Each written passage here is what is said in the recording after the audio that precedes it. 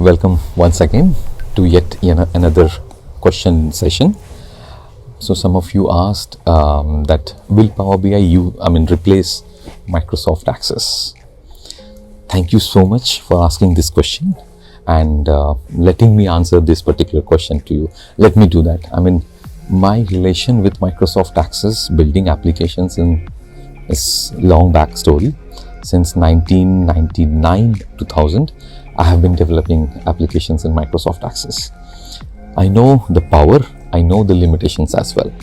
So Microsoft Access, if you talk about Power BI is only taking the data modeling section from Microsoft Access. And yes, if you talk about the paginated reports, yes, Microsoft Access, that capability has now come to Power BI. But rest, if you talk from the Microsoft Access perspective, so it is used actually for application development. Power BI is not used for application development. To some extent, you can, integrate Power Apps, but that cannot we cannot compare that with Microsoft Access.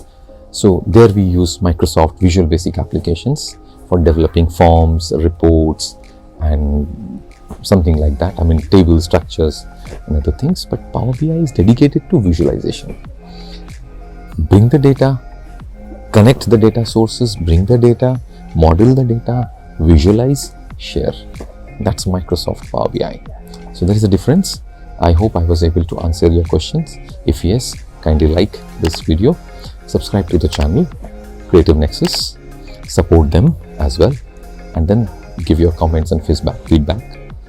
Give your comments and feedback on this video and the questions that you want me to answer.